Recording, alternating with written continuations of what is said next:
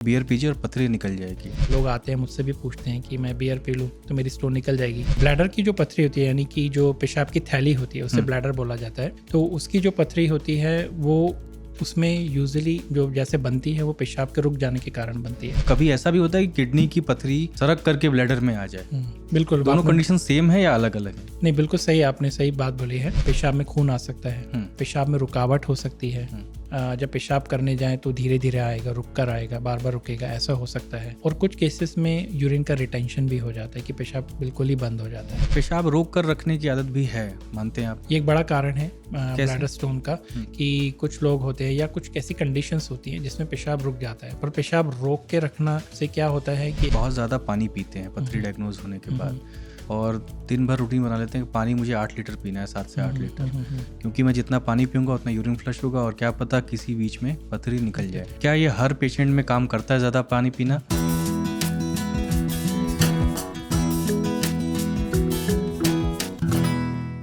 पेशाब से जुड़ी दिक्कतों को अक्सर हम टाल देते हैं, सोचते हैं कि अपने आप ठीक हो जाएंगी, लेकिन यही छोटी छोटी अनदेखियां आगे चलकर बड़ी परेशानी बन सकती हैं।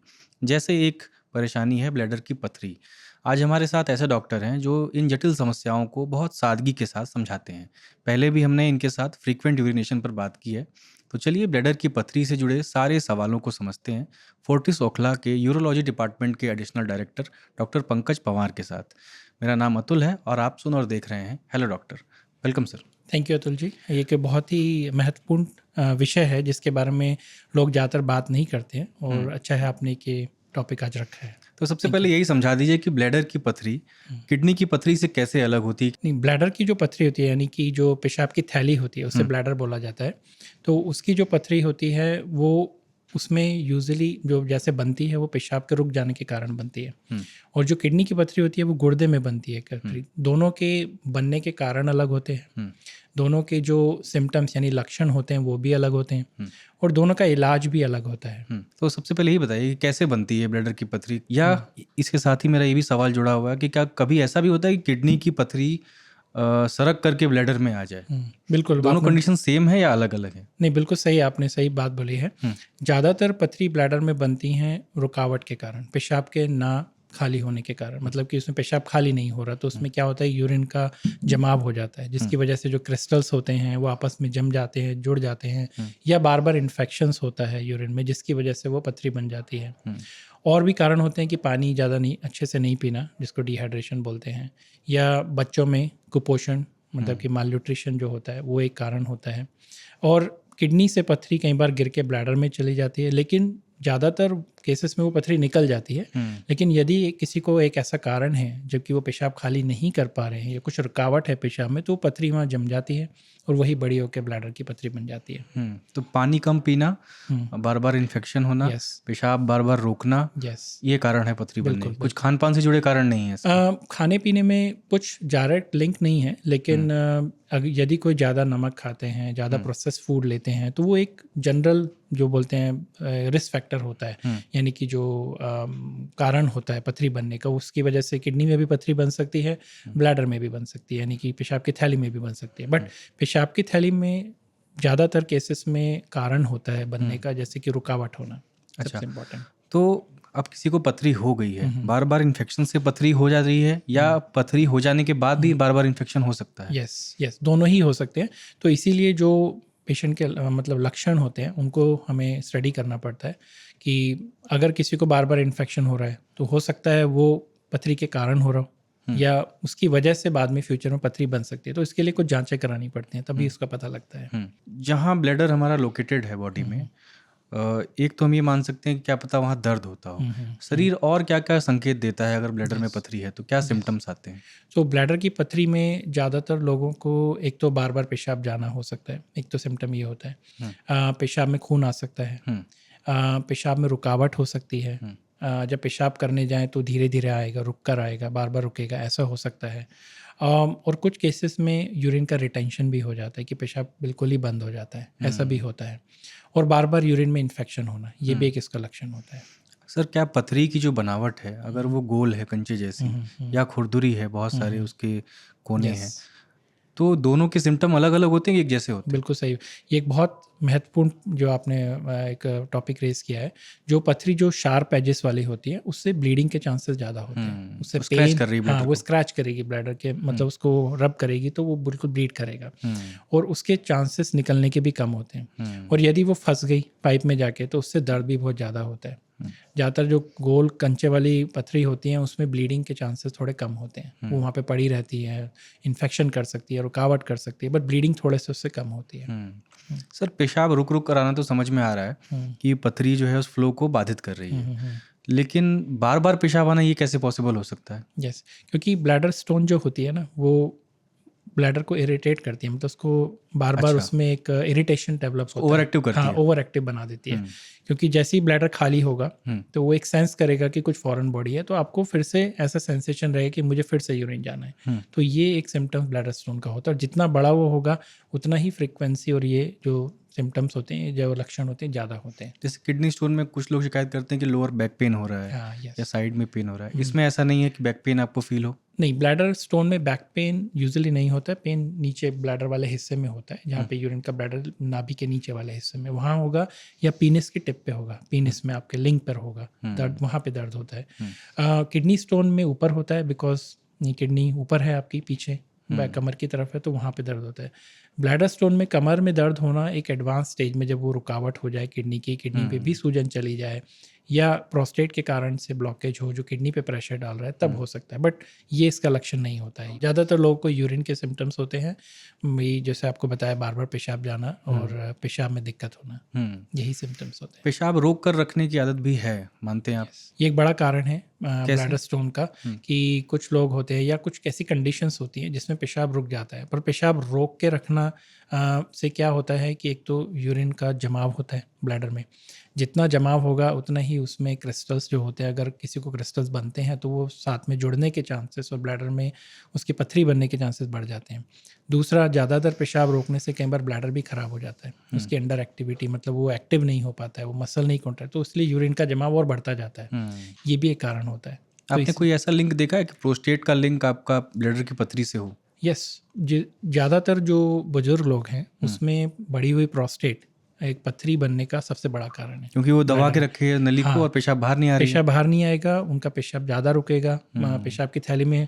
और एक जब प्रोस्टेट बढ़ जाती है तो उसका एक ऐसा हिस्सा होता है जो प्रोस्टेट के पीछे वाला जो ब्लैडर का हिस्सा, उसको बोलते हैं पोस्ट प्रोस्टेटिक पाउच। उसमें एक ऐसा पाउच सा बन जाता है ब्लैडर में, तो वहाँ पे जमाव सबसे ज़्यादा होता है। अगर स्टोन वहाँ फंस जाती है तो वहाँ से वो निकल नहीं पाती है, चाहे वो छोटी भी हो। तो एक बढ़ा हुआ प्रोस्टेट बुजुर्गों में सबसे कॉमन कारण है इस ब्लैडर में पथरी बनने का। और ब्लैडर में पथरी है और आपको पेशाब आपकी ब्लॉक हो रही है, तो उससे कैसे यूटीआई लिंक है ये? हाँ, जो पथरियाँ बनती हैं इसमें भी बैक्टीरिया होते हैं, तो इनके बनने के कारण इन्फेक्शन भी होता है। जैसे किसी को बार बार इन्फेक्शन हुआ तो ब्लैडर स्टोन बन गई, तो वो बैक्टीरिया स्टोन में भी रहते हैं। प्लस अगर पथरी की वजह से ब्लैडर में रुकावट हो जाती है, यूरिन रुक जाता है, तो यूरिन का रुक जाने से और पथरी में बैक्टीरिया होने के कारण से उसमें इन्फेक्शन का चांस बढ़ जाता है। और अभी कोई सिम्टम्स के साथ अगर आपके पास आता है तो सबसे पहले कौन सा टेस्ट करते हैं आप? सबसे पहले अगर किसी को लगता है कि ब्लैडर स्टोन का प्रॉब्लम हो सकता है तो उसमें हम एक अल्ट्रासाउंड कराते हैं। अल्ट्रासाउंड काफ़ी रिलायबल है, उससे हमें स्टोन का पता लग जाता है ज़्यादातर केसेस में। कोई और जांच करने की ज़रूरत नहीं पड़ती है? नहीं, वैसे भी हमें अगर मान लीजिए अल्ट्रासाउंड पर नहीं पता लगता है तो कई बार एक्सरे भी कराते हैं और सीटी स्कैन तक कराना पड़ता है। जब पथरी छोटी होती है, कोई कॉम्प्लेक्स केस होता है, उस केसेस में हमें सीटी कराना पड़ता है। और यूरिन का टेस्ट बहुत ज़रूरी है, उसमें देखना कि उसमें इन्फेक्शन है या नहीं है। बाकी ये मेजॉरिटी जो टेस्ट होते हैं सब में कराए जाते हैं, किसी में अल्ट्रासाउंड, किसी में सीटी स्कैन। फिर ट्रीटमेंट कैसे डिसाइड होता है? मान लीजिए कि डायग्नोज हो गई है पथरी, यूटीआई है नहीं है या नहीं है ये तो अलग विषय है। यस, फिर कैसे ट्रीटमेंट प्लान होता है कि तुरंत सर्जरी की ज़रूरत किन्हें पड़ती है और किन्हें नहीं पड़ती है? क्या ये सिम्टम्स के आधार पर डिसाइड होता है या पथरी की बनावट के आधार पर? बिल्कुल, सिम्टम्स एक बहुत ज़रूरी है। मतलब अगर किसी को लक्षण बहुत ज़्यादा हैं तो फिर तो सर्जरी करनी पड़ती है। फिर आप एक तरह से इमरजेंसी टाइप हो जाता है कि आपका यूरिन बार बार जा रहे हैं, आपकी सो नहीं पा रहे हैं, आपको पेशाब में रुकावट है, तो उसमें तो हमें सर्जरी करनी ही पड़ती है। दूसरे क्राइटेरिया होते हैं कि अगर पथरी बहुत बड़ी है और या कोई रुकावट है पेशाब में, तो उस केस में भी हमें सर्जरी करनी पड़ती है। या पथरी की वजह से पेशाब में खून आ रहा है, तब भी आपको ऑपरेशन करना पड़ता है। अच्छा सर, एज ए यूरोलॉजिस्ट आप लोग कितने एमएम की पथरी को ये मानते हैं कि खुद निकल सकती है ये? अगर ओवरऑल देखा जाए तो 1 सेंटीमीटर से कम की पथरी को माना जाता है कि निकलने के चांस होते हैं। उसमें भी 5 mm से जो कम होती है वो उसके चांस ज़्यादा होते हैं। 5 से 10 के चांस थोड़े से मध्यम वाले होते हैं कि निकल सकती है, नहीं भी निकल सकती है, 50% चांस है। 1 सेंटीमीटर से ऊपर यूजुअली नहीं निकलती है, उसको इलाज कराना पड़ता है। मैं इसलिए पूछ रहा हूँ क्योंकि कई लोग सिम्टम्स के साथ डॉक्टर के पास गए, डॉक्टर ने अल्ट्रासाउंड किया, अल्ट्रासाउंड में ये पता चल गया कि पथरी है, उसके बाद फिर वो शॉर्टकट खोजना शुरू करते हैं। इस शॉर्टकट में अल्टरनेटिव ट्रीटमेंट भी है, और एक बहुत पॉपुलर चीज़ है कि बियर पीना, है ना, कि बियर पीजिए और पथरी निकल जाएगी। तो पथरी आराम से निकलने से क्या क्या मिथ आपने सुने हैं, क्या क्या लोग फंडे ट्राई करते हैं इसको आराम से कि बिना सर्जरी के, बिना ट्रीटमेंट के निकल जाएगी? बिल्कुल, देखिए पथरी बनने का कारण अगर किसी को है, जैसे कि मैंने बोला ब्लैडर स्टोन में बड़ी सबसे बड़ी प्रॉब्लम होती है, उसका एक कारण होता है। अगर उस कारण को एड्रेस नहीं करेंगे तो फिर वो पथरी आपकी निकलेगी नहीं, ये बहुत ज़रूरी है। और जैसे आपने बताया कुछ लोग बियर पीते हैं या कुछ और ट्रीटमेंट लेते हैं, मैंने भी ये सब सुना है। लोग आते हैं मुझसे भी पूछते हैं कि मैं बियर पी लूँ तो मेरी स्टोन निकल जाएगी। ये एक बहुत बड़ा मिथ है। अल्कोहल जो होता है वो कभी भी पथरी को निकालने में हेल्पफुल नहीं होता है। लेकिन फ्लश करता है क्या वो बहुत फास्ट? पानी ही फ्लश करता है। अल्कोहल में जो पानी साथ में होता है, बियर में थोड़ी पानी की मात्रा ज़्यादा होती है, तो ये उस तरह से थोड़ा सा हेल्प कर सकता है कि आपने पानी पी लिया। लेकिन ज़्यादा क्वांटिटी में अगर आप अल्कोहल लेंगे तो वो उल्टा नेगेटिव इफेक्ट लाता है। तो आपको डिहाइड्रेशन हो जाता है, किडनी से यूरिन भी कम हो सकता है, तो इससे आपकी प्रॉब्लम और बढ़ सकती है। तो ये तो बिल्कुल नहीं करना है कि आपको अल्कोहल लेना है या बियर लेना है, ये बिल्कुल भी सही इसका इलाज नहीं है। प्लस कुछ लोग होते हैं जो आयुर्वेदिक ट्रीटमेंट भी लेते हैं, घर की रेमेडीज़ भी लेते हैं, वो आप ट्राई कर सकते हैं, उसमें कोई नुकसान नहीं है। लेकिन जैसा कि मैंने कहा, अगर आपको बहुत ज़्यादा लक्षण हैं और आप फील नहीं कर रहे कि आप ठीक नहीं फील कर रहे हैं, तो आप इसमें देर नहीं करिए, तुरंत इसको जांच करा के इसका इलाज करवाइए। कुछ लोग जो बहुत ज़्यादा पानी पीते हैं पथरी डायग्नोज होने के बाद, और दिन भर रूटीन बना लेते हैं कि पानी मुझे 8 लीटर पीना है, 7 से 8 लीटर, क्योंकि मैं जितना पानी पीऊँगा उतना यूरिन फ्लश होगा और क्या पता किसी बीच में पथरी निकल जाए। क्या ये हर पेशेंट में काम करता है ज़्यादा पानी पीना? पानी पीना एक थेरेपी तो है स्टोन को फ्लश करने, लेकिन छोटी स्टोन्स के लिए, जैसे मैंने आपको बताया कुछ साइज़ क्राइटेरिया भी होते हैं और कोई ब्लॉकेज नहीं है सिस्टम में, तो ज़्यादा पानी पीने से हेल्प तो होता है। बट ये नहीं कि 8 लीटर पानी, ये तो बॉडी के लिए बहुत ज़्यादा हो गया। Over hydration. हाँ, ओवर हाइड्रेशन से भी नुकसान हो जाता है बॉडी को, क्योंकि किडनी पे उतना ही काम करना पड़ता है। फिर आपको बार बार हर 15 मिनट में यूरिन जाना पड़ेगा। आप सोचिए कितना यूरिन बनेगा। और प्लस आप यूजुअली जो हम रिकमेंड करते हैं 3 से 4 लीटर पानी, अगर आपको स्टोन को फ्लश आउट करना है तो इतना आप पी सकते हैं, वो ऑप्टिमल कंसिडर किया जाता है।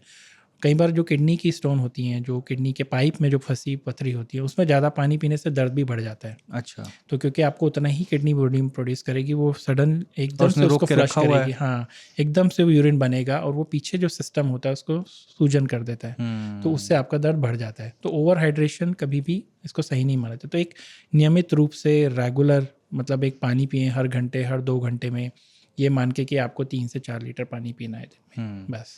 वो कोई बहुत बड़ी पथरी है, सर्जरी की ज़रूरत पड़ती है, तो कैसे सर्जरी करते हैं? क्या ब्लैडर में ही चीरा लगाकर सर्जरी होती है? आजकल चीरा नहीं लगाया जाता। अच्छा। ये तो सबसे बढ़िया एडवांसमेंट है कि हमारा आजकल हम सब लेज़र से सर्जरी करते हैं। तो चीरे वाली सर्जरी तो हाँ, बहुत ही कम लोगों में आजकल ज़रूरत पड़ती है करने की। जब बहुत ही बड़ी स्टोन हो, 10 सेंटीमीटर, या कुछ ऐसे भी केसेस मिलते हैं इंडिया में, लेकिन ज़्यादातर केसेस में हम बिना चीरे के दूरबीन से, पेशाब के रास्ते से ही जाके, लेज़र होती है मशीन, उससे ब्लैडर की स्टोन को तोड़ देते हैं। अच्छा, तोड़ के उसको हाँ, उसको बस फ्लश हो जाते हैं, उसमें डस्ट बन जाता है, छोटे छोटे टुकड़े हो जाते हैं, उसको हम फिर फ्लश आउट कर देते हैं। अच्छा, और उसमें कितनी देर लगती है ये सर्जरी में? साइज़ पे डिपेंड करता है। अगर स्टोन बड़ी है तो उसमें 2 घंटे भी लग सकते हैं, अगर छोटी स्टोन है तो आधे घंटे में, 1 घंटे में भी काम हो जाता है। और इसके बाद एक्चुअली कोई चीरा नहीं लगता है बॉडी में, और सिर्फ एक पेशाब की नलकी कहीं लोगों में डालनी पड़ती है, वो अगले दिन या उससे अगले दिन निकाल देते हैं। तो पेशेंट अपना जो है नॉर्मल लाइफ पे इमीडिएटली वापस आ जाता है। तो मतलब 24 घंटे उसको एडमिट रहना पड़ता है? 24 सेकंड, हाँ 24 घंटे। तो जो लोग सर्जरी से घबराते हैं उनको क्या सलाह देना चाहेंगे आप? नहीं, ब्लैडर स्टोन की सर्जरी आजकल बहुत सिंप्लीफाइड हो गई है, और जिसको बोलते हैं मिनिमली इन्वेजिव है, मतलब कोई कट नहीं लगता, कोई चीरा नहीं लगता बॉडी में। तो इसकी रिकवरी बहुत फास्ट है और बहुत इफेक्टिव है। तो इससे डरने की ज़रूरत नहीं है, क्योंकि ब्लैडर स्टोन को छोड़ना और इसका इलाज ना कराना, इससे ज़्यादा मुसीबत हो सकती है। इसका इलाज बहुत सिंपल है, कम्प्लीटली इसको रिमूव किया जा सकता है। क्या मुसीबत हो सकती है सर, अगर उसको मान लीजिए सर्जरी नहीं करा रहे हैं और आपको यूटीआई हो रहा है बार बार, क्या वो इन्फेक्शन पीछे जाकर Yes. किडनी भी आपकी अफेक्ट कर सकता है इन्फेक्शन। बिल्कुल बिल्कुल, यही इन्फेक्शन आपका किडनी में जा सकता है, इसको पायलोनेफ्राइटिस बोलते हैं। बहुत सीरियस कंडीशन होती है। प्लस पेशाब रुक सकता है आपका, बहुत सीवियर पेन हो सकता है, ब्लीडिंग, ब्लड पेशाब में खून आ सकता है। तो ये सारी बहुत सीरियस प्रॉब्लम्स हैं जो हो सकती, किडनी का फंक्शन भी डैमेज हो सकता है अगर आपने लंबे टाइम तक इसको इग्नोर किया तो कभी ये आपने ऐसे पेशेंट देखे हैं कि बहुत इग्नोर करके आए हों और फिर बहुत हाँ, सीवियर? बिल्कुल बिल्कुल, हमने देखा है कुछ पेशेंट्स का तो ब्लैडर की जो कैपेसिटी होती है वो बिल्कुल कम हो जाती है, बिकॉज इतनी बड़ी स्टोन उनके ब्लैडर में पड़ी हुई है, उन्होंने कोई इलाज नहीं कराया सालों से। तो उससे क्या होता है, वो हर घंटे, हर आधे घंटे पेशाब जाते हैं, क्योंकि उनका ब्लैडर होल्ड ही नहीं कर पाता है, वो इतना इरिटेट करती है स्टोन उनको। तो जब वो हमारे पास आते हैं तो ब्लैडर की कैपेसिटी इतनी छोटी हो चुकी होती है, तो फिर उस सिचुएशन में ब्लैडर में स्पेस नहीं होता तो ओपन कट से सर्जरी करनी पड़ती है। तो ऐसा भी हम लोगों ने बहुत केस देखे हैं, खासकर इंडिया में पाया जाता है, क्योंकि कई जगह मेडिकल फैसिलिटी नहीं है तो लोग इसको इग्नोर करते रहते हैं, तो स्टोन बढ़ती रहती है ब्लैडर में। और वो लोग जो सिम्टम्स को मिनिमाइज करने के लिए, राहत पाने के लिए बार बार पेन किलर की ओर बढ़ते हैं, पेन किलर खाते हैं या सेल्फ मेडिकेशन करते हैं अगर उनको डायग्नोज हो गया कि यूटीआई है। वो आपने कभी ऐसे पेशेंट देखे हैं कि उससे कुछ केस बिगड़ गया हो? हाँ, देखिए, सेल्फ मेडिकेशन मैं कभी भी एडवाइज़ नहीं करूँगा, क्योंकि यूरिन का इन्फेक्शन अगर देखिए क्योंकि बहुत मार्केट में सारी बहुत सिरप ऐसे मौजूद है ना, सिरप पी लेते हैं लोग। पी सकते हैं। ओवर द काउंटर कुछ मेडिसिन आती हैं जो आपकी बर्निंग में हेल्प कर सकती हैं, जो आपको थोड़ा सा यूरिन में जलन है या बार बार फ्रीक्वेंसी, वो आप ले सकते हैं सिरप वगैरह। लेकिन अगर आपको यूरिन में इन्फेक्शन हुआ है तो उसको कॉज को एक आइडेंटिफाई करना जरूरी है, क्योंकि वो एक सीरियस प्रॉब्लम को भी उसकी वजह से कोई एक सीरियस प्रॉब्लम भी हो सकती है अंडरलाइन, क्योंकि इन्फेक्शन खाली इन्फेक्शन की भी नहीं हो सकता, उसका कारण भी हो सकता है। जैसे ब्लैडर की स्टोन हो गया, एक कारण ये है। दूसरा, कई बार प्रोस्टेट की समस्या जो होती है वो बढ़ी हुई है एल्डरली लोगों में, तो उसके कारण भी यूरिन में इन्फेक्शन हो, तो उसके कारण को देखना बहुत ज़रूरी है। तो डॉक्टर से मिलना तो बहुत ज़रूरी है आपको। तो ये कैसे पता लगाते हैं कि क्या कॉज है इसका? वही हमें इन्वेस्टिगेशन, पथरी का तो पथरी का कारण देखिए, जांच जो हम कराते हैं, पहले तो हम एक अल्ट्रासाउंड कराते हैं, उससे हमें पता लग जाता है कि प्रोस्टेट का साइज़ क्या है, या अंदर ब्लैडर में कोई और कंडीशन तो नहीं है, कोई ट्यूमर तो नहीं है। और पथरी के कारण के लिए फिर यूरिन का टेस्ट होता है, तो यूरिन में इन्फेक्शन है कि नहीं है। और बाकी अल्ट्रासाउंड से कुछ न्यूरोलॉजिकल कंडीशन भी होती है, जैसे कि आपको पैरालिसिस है, कोई कैथेटर पे है, तो उस कंडीशन में फिर हमें अल्ट्रासाउंड से थोड़ा इन्वेस्टिगेशन से पता लग जाता है। और पेशेंट की हिस्ट्री कि आपको न्यूरोलॉजिकल कंडीशन है, तो आपका पैरालिसिस है, लॉन्ग टाइम कैथेटर है, तो वो भी एक रीजंस होते हैं स्टोन बनने का। आपको कोई ऐसा पेशेंट मिला है जिसको एक बार आपने सर्जरी कर दी उसके पथरी की और उसको दोबारा हो गई हो कुछ साल बाद? बिल्कुल मिले। उसके पीछे क्या कारण होता है? हाँ, देखिए, बार बार पथरी होने के कारण है कि यदि आपने उसके कारण को एड्रेस नहीं किया, जैसे किसी को पथरी बनी और प्रोस्टेट, उसका रीज़न था ब्लॉकेज, प्रोस्टेट की वजह से ब्लॉक हुआ पेशाब, उससे आपको पथरी बनी। अगर आपने प्रोस्टेट का ट्रीटमेंट नहीं किया, उसके साथ साथ या तो मेडिकल ट्रीटमेंट करना चाहिए या सर्जिकल ट्रीटमेंट, जो भी आपका ऑप्शन है उसमें, वो आपने नहीं किया तो वो पथरी दोबारा बन सकती है। दूसरे कि आपको कोई न्यूरोलॉजिकल कंडीशन है किसी को, तो आपने उनको सही गाइडेंस नहीं दिया कि आपका यूरिन नहीं होल्ड होना चाहिए, यूरिन नहीं रुकना चाहिए, सेल्फ कैथेटराइजेशन जो करते हैं उसको टाइम पे करना है, इन्फेक्शन हो तो उसको टाइम पे आपको दिखाना है यूरोलॉजिस्ट को, उसको इलाज करना है, ठीक करना है, बार बार यूरिन को होल्ड नहीं करना है, ज़्यादा देर यूरिन को मतलब रोक के नहीं रखना है।